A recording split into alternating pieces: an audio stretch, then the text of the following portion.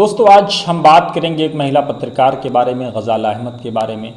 गजाला के बारे में खबर यह है कि उन्होंने दिल्ली बेस्ड एक हिंदी चैनल में एंकरिंग के लिए अप्लाई किया था। उनसे कहा गया कि आप अपना हिजाब उतार दें, उसके बाद ही आपको एंकरिंग के लिए रखा जाएगा। बड़ी बात यह है कि गजाला अहमद ने जो जानकारी दी है फेसबुक पर और अलग अलग माध्यमों से जानकारी हमें मिल रही है, उसमें यह कि गजाला इससे पहले एनडीटीवी और न्यू इंडियन एक्सप्रेस में काम कर चुकी हैं। उन्होंने कहा कि भाई मैंने यहाँ काम किया है। गजाला अलीगढ़ मुस्लिम यूनिवर्सिटी यानी सर सैयद के ख्वाबों के मरकज़ की छात्रा हैं, वहाँ से उन्होंने मास कम्युनिकेशन किया है। वो गालिबन फाइनल ईयर की छात्रा हैं। जिस तरह से हमें जानकारी फेसबुक के माध्यम से, व्हाट्सएप के माध्यम से, अलग अलग माध्यमों से मिल रही है। हमने बहुत कोशिश की गजाला से बात करने की, लेकिन हमारी बातचीत गजाला से नहीं हो पाई है। लेकिन इस बीच अहम बात यह है कि लोग गजाला के इस चीज़ को लेकर के एक दूसरे को एक्सप्लॉइट करने का जो अमल है, जो हमारी कौम की एक बड़ी अच्छाई है, उसको करना शुरू कर दिया है। एक साहब ने फेसबुक पर लिखा कि अगर हमारा अपना चैनल होता, हमारे पास अपना टीवी चैनल होता, अपने स्टूडियोज़ होते, तो आज हमारी बहन गजाला को दर दर की ठोकरें नहीं खानी पड़ती। पिछले 73 सालों में हमने क्या किया है, उसका हमें चिंतन मंथन करना चाहिए, उसको सोचना चाहिए और उसके बाद उस पर काम करना चाहिए। एक अहम बात यह है कि जब भी कोई इस तरह की बात आती है तो सीधे सीधे ये सवाल होता है कि हमने क्या किया 73 सालों में। अब उनसे पूछा जाए, जो लोग इस तरह के कमेंट करते हैं, जो लोग इस तरह के पोस्ट करते हैं, कि भाई साहब आप भी तो 73 दिन के होंगे, 73 दिनों में आपने क्या किया। शायद कोई कंक्रीट, कोई कंस्ट्रक्टिव, कोई पॉजिटिव जवाब आपको नहीं मिलेगा। बस ये है कि एक चीज़ आपको मिल गई तो उसको एक्सप्लॉइट करना है। ये शर्मनाक है जो गजाला के साथ हुआ है। इसकी हम वतन समाचार के माध्यम से कड़े शब्दों में निंदा करते हैं, क्योंकि वो मीडिया जो स्वतंत्रता की बात करता है, वो मीडिया जो बार बार अपने स्टूडियोज़ में, अपने चैनलों में ये कहता है कि किसी को पहनने से नहीं रोका जा सकता, किसी को खाने से नहीं रोका जा सकता, लेकिन जब एक मुस्लिम महिला के साथ, एक मुस्लिम पत्रकार के साथ इस तरह की बात होती है तो कितनी शर्मनाक बात है कि एक तरफ आप आज़ादी की वकालत करते हैं। अगर यही मुस्लिम महिला की खबर किसी मुस्लिम चैनल के हवाले से आती जिसमें यह कहा जाता कि फ़लाँ मुसलमान ने मुस्लिम एंकर को इसलिए रखने से मना कर दिया क्योंकि वो हिजाब पहनने की ज़िद कर रही थी, तो इस खबर को किस तरह से रोगी मीडिया, गोदी मीडिया उछालता। या किसी मुस्लिम फैमिली के हवाले से ये खबर होती कि फ़लाँ मुस्लिम महिला को फ़लाँ मुस्लिम फैमिली ने इसलिए प्रताड़ित किया, उसके अब्बा अम्मा ने इसलिए उसको डांटा फटकारा क्योंकि वो बग़ैर हिजाब के काम करना चाहती थी, तो उस पर हिजाब को फोर्स किया जा रहा था, उसने हिजाब पहनने से मना कर दिया। एक अलग तरह का वाबिला क्रिएट कर दिया जाता। एक मुसलमानों की मानसिकता और उनकी संकीर्ण मानसिकता और उनके घेटो और नैरो और पता नहीं कौन कौन से शब्द लाए जाते, उनके माइंड को लेकर के सवाल खड़े किए जाते। लेकिन अब चूंकि रोगी मीडिया का मामला है तो रोगी मीडिया इस मामले में खबर नहीं बनाएगा, ना इसको उछालेगा, क्योंकि इसमें रोगी मीडिया खुद फंस रहा है। ये तो सिक्के का एक पहलू हुआ। दूसरा पहलू उन भाई साहब का जो फेसबुक पे जिन्होंने पोस्ट लिखा है कि पिछले 73 सालों में हमने क्या किया, अगर हमने ये कर लिया होता। मैं आपको बताता हूँ कि 73 सालों में हमने क्या किया है। 73 सालों की एक कहानी है कि जब भी मुस्लिम मीडिया हाउस बनाने की बात आई, पहले तो सवाल ये पैदा होता है कि मुस्लिम और हिंदू और क्रिश्चियन और जैन और बौद्ध मीडिया हाउस की बात ही क्यों होती है।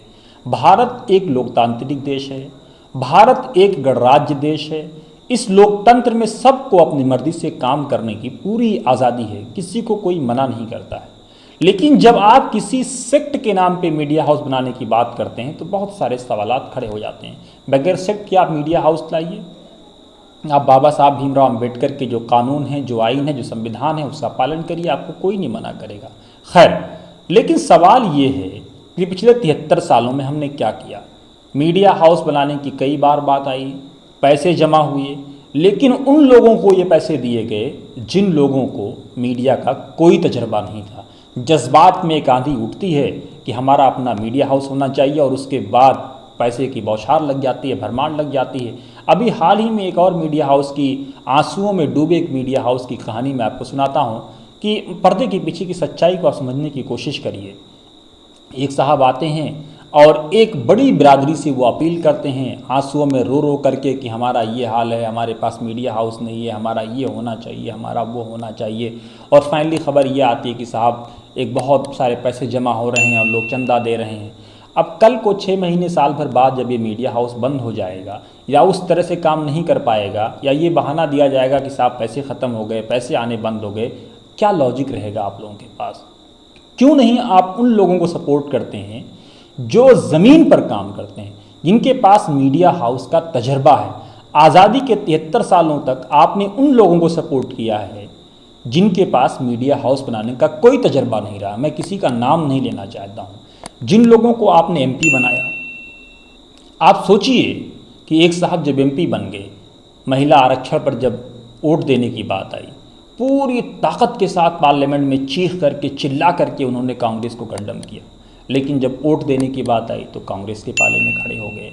एनिमी प्रॉपर्टी बिल पर क्या हश्र हुआ ये आप लोग जानते हैं। बहुत सारे सवालात हैं, किसी की व्यक्तिगत जीवन पर मैं नहीं जाना चाहता हूँ, टिप्पणी नहीं करना चाहता हूँ, लेकिन आप खुद सोचें कि आप ऐसे लोगों को कम से कम सपोर्ट करें जो लोग रियल में ज़मीन पर काम कर रहे हैं, जो लोग पॉजिटिविटी के साथ काम कर रहे हैं, जिनके पास एक्सपीरियंस है। एक आदमी जिसको आपने एमपी बना करके देख लिया, जिसको आपने मंत्री बनवा करके देख लिया, और उसके बावजूद उसने अपनी अंतरात्मा की बात ना सुनी, उसने अली मियां नदवी के ख्वाबों का जो सपनों को साकार करने की जो बात थी उस पर काम नहीं किया। वो जब भी आता है वो कहता है साहब अभी अभी हमारे यहाँ से अहमद पटेल साहब उठ करके गए हैं, आप लोग 5 मिनट लेट हो गए और 2 मिनट लेट हो गए। एक एमपी अगर इस तरह की बात करता है कि अभी अभी हमारे यहाँ से अहमद पटेल उठ के गए हैं, और जाहिर सी बात है कि अहमद पटेल शायद ही कभी उनके यहाँ आए हों, और आए होंगे, ऐसा नहीं हो सकता आए भी हों, ऐसा नहीं। इससे पहले मुस्लिम पॉलिटिकल पार्टी बनाने की बात हुई थी, उस पॉलिटिकल पार्टी का क्या हश्र हुआ? उस पॉलिटिकल पार्टी की जो मीटिंग हुई थी उसमें गालिबन पूर्व विदेश मंत्री सलमान खुर्शीद साहब भी थे। 2010 और 12 और 13 के आसपास की बात है। क्या हुआ? सारे सपने हवाओं में। देखिए, जज्बात में मत बहिए।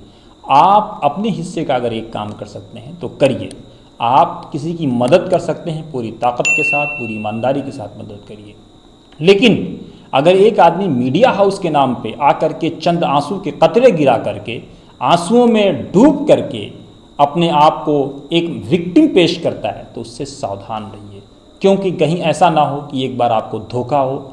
और इससे पहले बार बार आपको मीडिया हाउस के नाम पे धोखे हुए हैं। आप लोग ऐसे लोगों को सपोर्ट करिए। बहुत से लोग काम कर रहे हैं पूरी ईमानदारी के साथ, सच्चाई के साथ, एक ट्रूथ बेस्ड जर्नलिज्म की बात कर रहे हैं। बैलेंस जर्नलिज्म की मैं बात नहीं करता हूँ। बैलेंस का मतलब ये होता है कि कभी कोई चीज़ आप गलत है तो उसको आप इधर करके उधर करके थोड़ा बैलेंस करने की कोशिश करते हैं। सच्चाई कभी बैलेंस नहीं होती, सच्चाई स्ट्रेट होती है। और एक अरबी का जुमला है कि कुलिल हक़ का वलो काना मुर्रा, सच बात कहो गरचे कड़वी क्यों ना हो। लेकिन मैं कहता हूँ कि सच बात कहो, हिकमत, मसलहत और हालात को देख करके कौन सी बात कहाँ कैसे कही जानी है। अगर बात कहने का सलीका हो तो हर बात सुनी जाती है। दोस्तों, मुझे उम्मीद है कि आप लोगों को मेरा एपिसोड ज़रूर पसंद आया होगा। अगर पसंद आया हो तो इसको शेयर करें, लाइक करें, सब्सक्राइब करें और कमेंट बॉक्स में कमेंट करें ताकि हम अपने आप को और बेहतर कर सकें। आपके पास भी अगर कोई वीडियो है तो ज़रूर आप हमारे व्हाट्सअप नंबर 9711337827 पर व्हाट्सअप करें ताकि हम आपके ख़यालात को लोगों तक पहुंचा सकें। लेकिन याद रखें कि क़ुव्वत फ़िक्र व अमल पहले फ़ना होती है, तब किसी कौम की शौकत पे ज़वाल आता है।